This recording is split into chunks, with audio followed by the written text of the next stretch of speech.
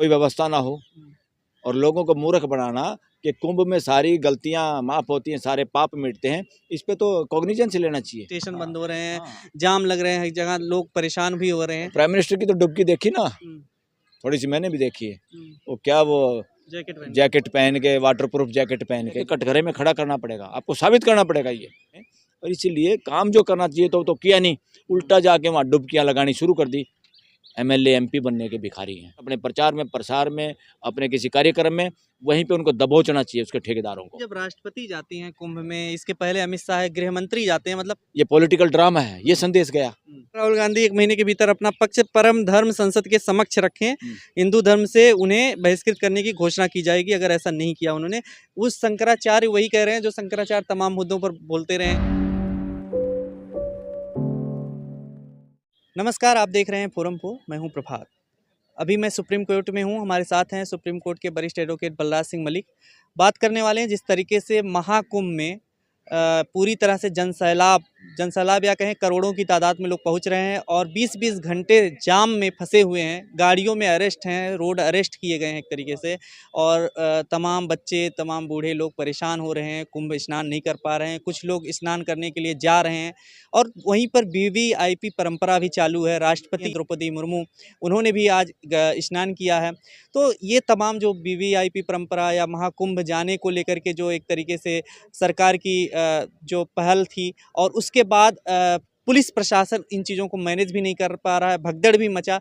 इन सभी तमाम विषयों को लेकर के बात करेंगे। वहीं पर धर्म संसद जो लग रहा है उस पर भी बात करेंगे। कैसे देखते हैं सर जो कुंभ में जो पहल है सरकार की, सरकार का मैनेजमेंट है, उन तमाम चीज़ों को लेकर के जो आज की अभी वर्तमान स्थिति? सरकार ने बहुत नेगेटिव रोल अदा किया है। उन्होंने सत्ता में बने रहने के लिए वोट की पॉलिटिक्स की है और इस सांप्रदायिक कार्यक्रम को और खतरनाक बनाया है उन्होंने। क्योंकि चलो कोई समाज में कोई रीति रिवाज चला, वो सही है गलत है मैं इस पे जाना नहीं चाहता, सही भी है तो लोगों पे ही छोड़ना चाहिए। जो लोग उसके आयोजक हैं, जिस तरह के सांप्रदायिक गुरु हैं, सांप्रदायिक मैं किस लिए कह रहा हूँ, रिलीजन तो एक सनातन है, यूनिवर्सल जो है, ऐसा कोई है नहीं। वो तो सबके लिए बराबर है, पूरी मानव जाति के लिए बराबर है, उस पर किसी की ठेकेदारी नहीं, कोई उस पर कॉपीराइट नहीं कर सकता। सच्चाई पे सूरज घूमता है, चांद घूमता है, कोई कहेगा क्या मैंने बताया था इसीलिए घूमता है या मैं इसको रोक सकता हूँ। जो सच्चाई है वो प्रकृति प्रदत्त है, उस पर किसी का कब्जा नहीं, सबको उसको जानने का, सबको उसको मानने का, सबको उसके अनुसार जीने का हक है। वो सनातन का असली मीनिंग है।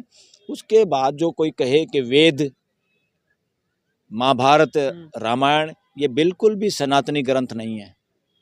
ये कुछ विशेष ग्रंथ हैं और कुछ ग्रंथ इनमें से वर्णवादी ग्रंथ हैं जिनमें वर्णवाद को बढ़ावा दिया गया है, वर्णवाद पे मोहर लगाई गई है। इसलिए इनको कोई हिंदू ग्रंथ कहे, अगर हिंदू पूरे देश को, सनातनी परंपरा वाले सब लोगों को शामिल करता अपने अंदर, तो ये हिंदू ग्रंथ भी नहीं कहेंगे इनको, हम वर्णवादी ग्रंथ कहेंगे। जो वर्णवाद में विश्वास करते हैं, जो वर्णवादी मानसिकता है, उन लोगों तक सीमित है इसका। ये हिंदुओं से कोई लेना देना नहीं है। अगर उसको व्याख्या बड़ी करें तो हिंदू को अगर सनातन के साथ बराबर के दर्जे पर रखा जाए तो ये हिंदू ग्रंथ नहीं है, ये वर्णवादी ग्रंथ हैं और ये किसी मकसद से तैयार किए गए हैं। इनका देश के लोगों की भलाई से कोई ज़्यादा सा मतलब नहीं है, यूनिवर्सल ट्रुथ से इनका कोई मतलब नहीं है।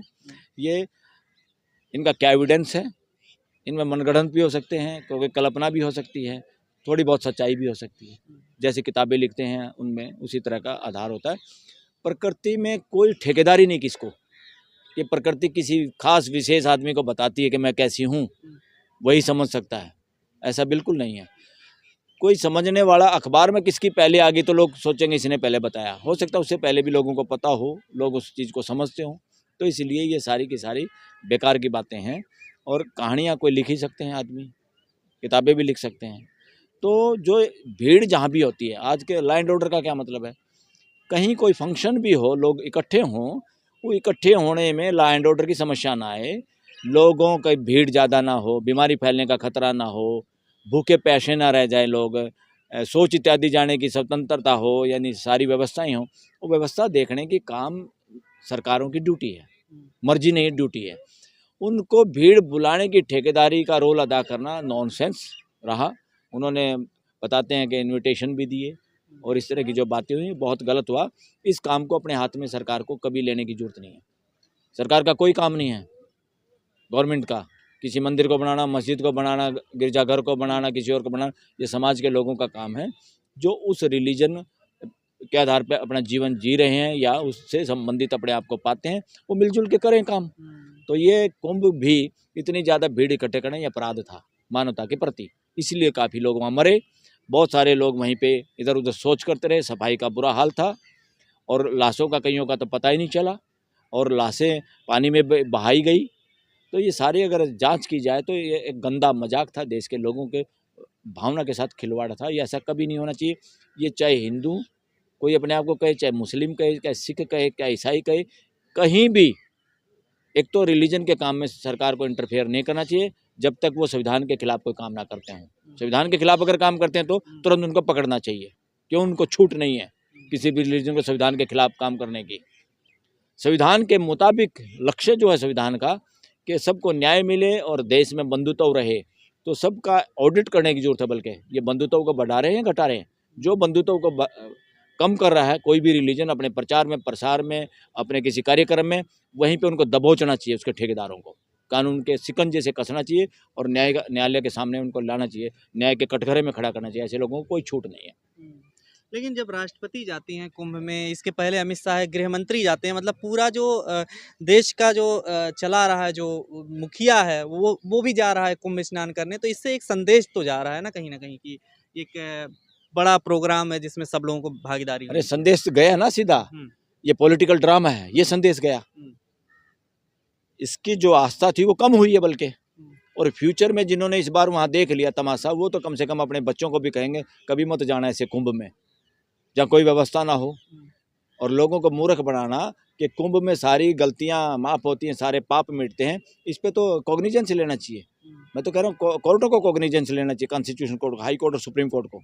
आप कैसे मूर्ख बना सकते हो लोगों को? संविधान कहता है साइंटिफिक बनाओ, और तुम कैसे ऐसी बात पे देश को चलने देना चाह रहे हो कि यहाँ 4 बूंद गिरी थी और जहाँ बूंद गिरी सारे पाप खत्म हो जाएंगे, वहाँ स्नान कर लो। ये बात नहीं चल सकती। ऐसे ग्रंथों को न्यायालय के कटघरे में खड़ा करना पड़ेगा, आपको साबित करना पड़ेगा। ये झूठी कपोल कल्पित बातों से देश और समाज दुनिया नहीं चलेगी फ्यूचर में। और इसीलिए काम जो करना चाहिए तो किया नहीं, उल्टा जाके वहाँ डुबकियाँ लगानी शुरू कर दी। इसलिए क्योंकि ये सबसे बड़े भिखारी हैं। किस बात के भिखारी हैं? एमएलए एमपी बनने के भिखारी हैं। इनको एमएलए एमपी बने बिना, सीएम पीएम बने बिना इनको लगता ही नहीं कि मैं पूर्ण पुरुष हुआ हूँ कि नहीं, और मैं लगातार बना रहूँ। इसी झंझट में इन्होंने देश को झोंक दिया, देश का पैसा बर्बाद किया और देश के लोगों को परेशानियों का सामना करना पड़ा। कुछ लोगों को अपनी जान से हाथ धोना पड़ा। साजिश जो बताई जा रही है, साजिश किसी और की साजिश है ये, जो भगदड़ और ये सारी चीजें, ये अफवाह फैलाना। नहीं, साजिश क्या, ये नहीं की साजिश है, खुद की साजिश है। बार बार दूसरों पे वो फिर क्यों करवाया था, क्यों ठेकेदारी ली थी, क्यों इतने लोगों को निमंत्रण दिया था?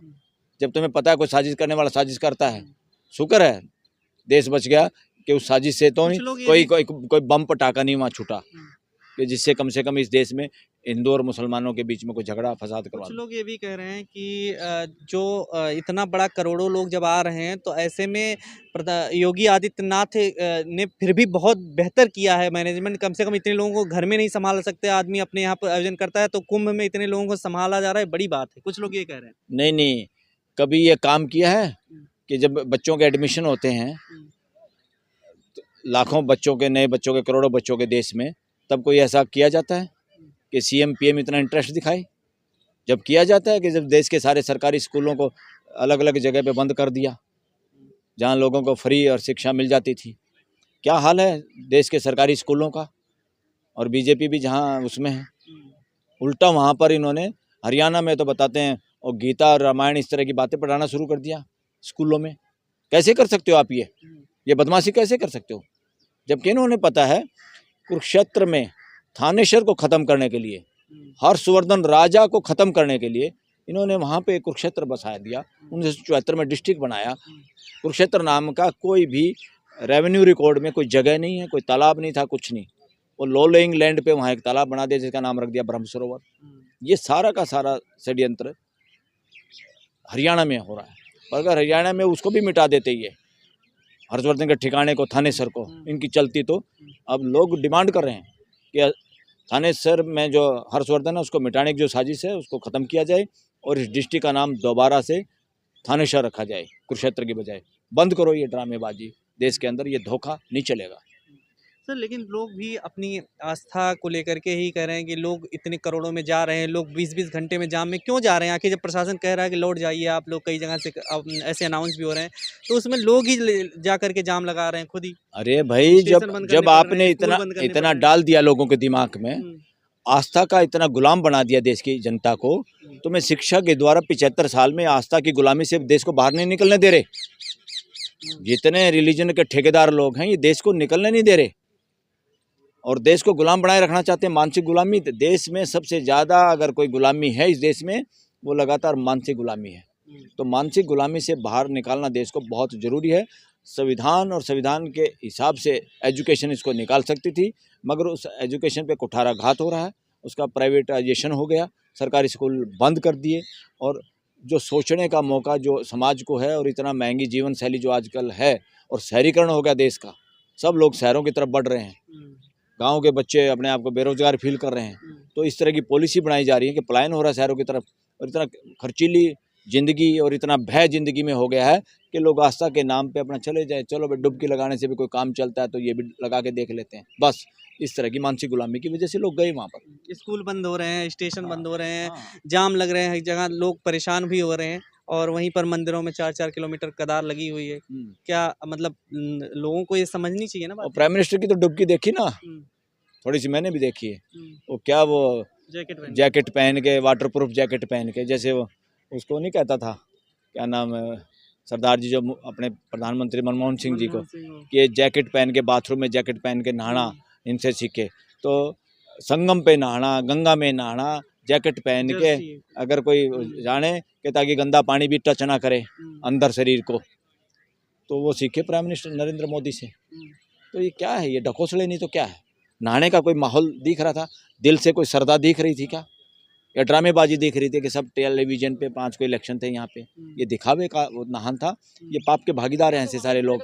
इसका हिसाब किताब करेगा, नेचर करेगा इनका हिसाब उसका किताब। फल तो मिला ना प्रधानमंत्री को, लेकिन और चुनाव फल, में विजयी हुए। अरे चुनाव को बहुत छोटी चीज़ें हैं, इसका इसका फल पूरे देश को भुगतना पड़ेगा, पूरे देश को। धर्म क्योंकि संसद- क्योंकि जब एक आदमी गड़बड़ करता है कोई भी, और वो वही नहीं भुगतता, पूरा देश भुगतता है।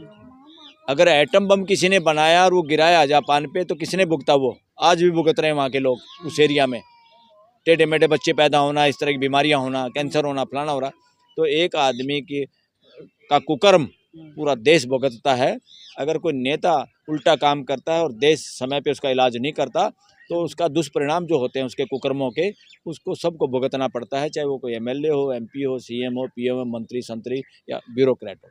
धर्म संसद एक तरफ लग रही है, उसमें तमाम तरीके के विवादित बयान भी दिए जा रहे हैं लोगों के द्वारा। वहीं पर अब एक राहुल गांधी के ऊपर एक फैसला लिया जा रहा है धर्म संसद में कि राहुल गांधी ने मनुस्मृति को लेकर के जो बोला, उसके आधार पर ये कहा जा रहा है कि राहुल गांधी को हिंदू धर्म से बहिष्कृत कर दिया जाना चाहिए। कैसे देखते हैं? अरे पहले तो वो क्या बहिष्कृत करेंगे? समाज ने ऐसे सारे ठेकेदारों को बहिष्कृत किया हुआ है, कौन मानता है इनको? कौन है ठेकेदार लोग जो राहुल गांधी को निकालने की सोच रहे हैं? खुद निकले हुए लोग हैं। बहुत सारे ऐसे लोग हैं जो अपनी सामाजिक दायित्व निभा नहीं रहे और चोला ओढ़ के अपने आप में ठेकेदार बन रहे हैं हिंदू धर्म के, हैं? ये सब बकवास है, ढकोसला है, ये वर्णवादी मानसिकता के लोग हैं। अपनी दुकान, लेकिन पारित हो गया सर। कौन प्रस्ताव, किसका प्रस्ताव, कौन है ये प्रस्ताव? कौन प्रस्ताव, कौन सी धर्म संसद? ये धर्म संसद कहेंगे इसको, अधर्म संसद कहेंगे। धर्म का तो उनको पता ही नहीं। धर्म तो पूरी मानव जाति का एक ही है, ये तो मानवता। लोग तो यही धर्म तो पूरी मानव जाति का एक है, बाकी सारे के सारे संप्रदाय हैं। ये सांप्रदायिक लोग हैं, अलग अलग चोले वाले लोग हैं। ये सांप्रदायिक लोग इस धरती को चैन से रहने नहीं देंगे, इसलिए ये अब माइनॉरिटी में हैं। इनकी तरफ ज़्यादा ध्यान देने की जरूरत नहीं है। ये वर्णवादी लोग हैं, इनकी कोई सुनने वाला नहीं। और कोई मनुस्मृति को तो दुनिया ने जलाया है, ठोकरे मार रहे हैं। क्या, किस बात की मनुस्मृति है? कौन मनु और कौन मनुस्मृति? अपनी स्मृति को अपने पास रखो जिसको चलानी है। उनसे कहा गया राहुल गांधी 1 महीने के भीतर अपना पक्ष परम धर्म संसद के समक्ष रखें, हिंदू धर्म से उन्हें बहिष्कृत करने की घोषणा की जाएगी अगर ऐसा नहीं किया उन्होंने। उस शंकराचार्य वही कह रहे हैं जो शंकराचार्य तमाम मुद्दों पर बोलते रहे हैं, तमाम लोगों को लेकर के। तो इसमें राहुल गांधी के ऊपर एक नकारात्मक असर पड़ेगा ना? नहीं, इससे तो राहुल गांधी की और छवि बढ़ेगी देश के अंदर।